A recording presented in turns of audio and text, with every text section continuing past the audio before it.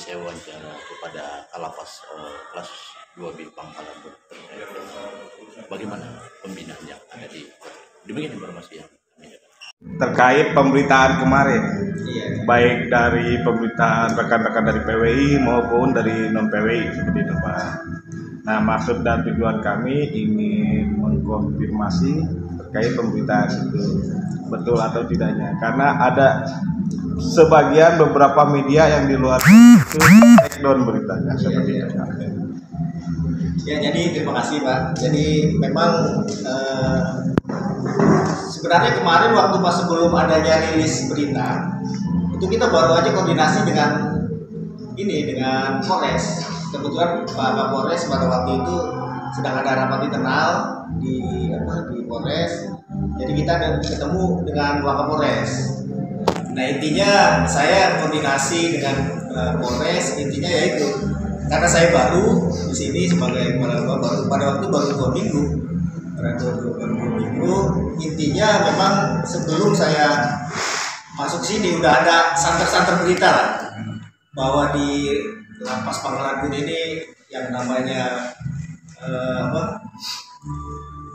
adanya narkoba, adanya narkoba itu masih santer.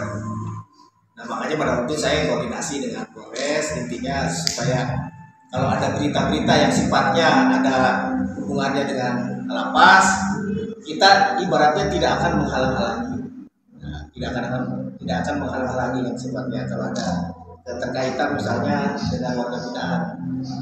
Nah, jadi pas waktu koordinasi itu saya mendapat berita dari petugas kami di sini bahwa ada kedapatan sabu 10 gram melalui diselundupkan melalui barang titipan.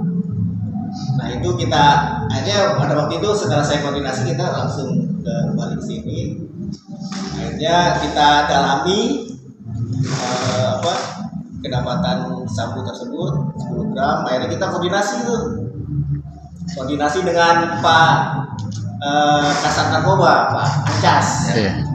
Nah, akhirnya pada waktu itu setelah koordinasi akhirnya ada tim lah data.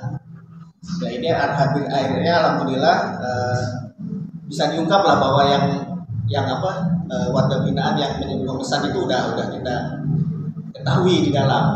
Tapi yang pemasuknya itu kabur, orang ibu-ibu nggak sempat itu.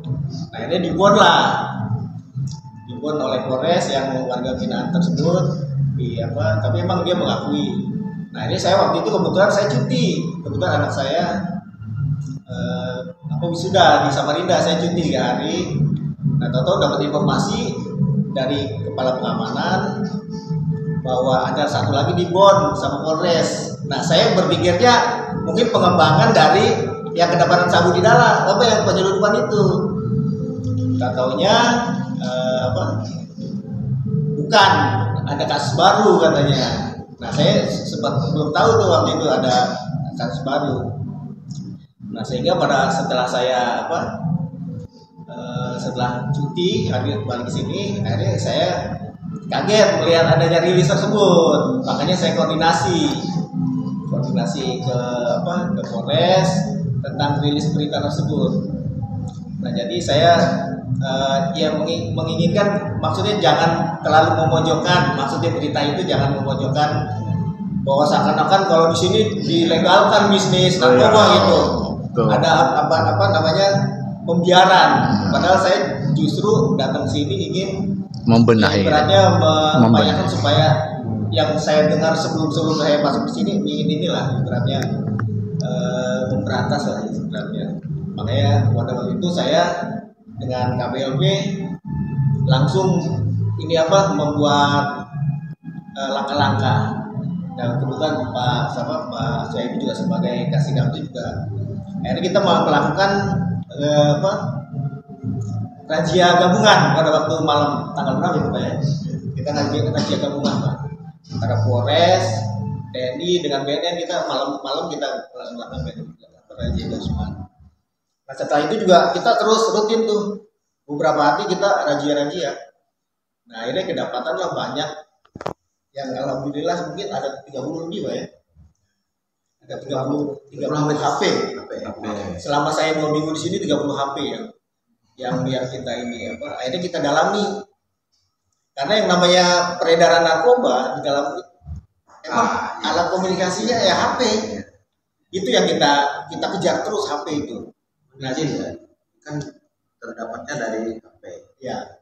Terus yang masuk HP ini, Nah itu sudah dia. tidak. Makanya kita dalami. Ya.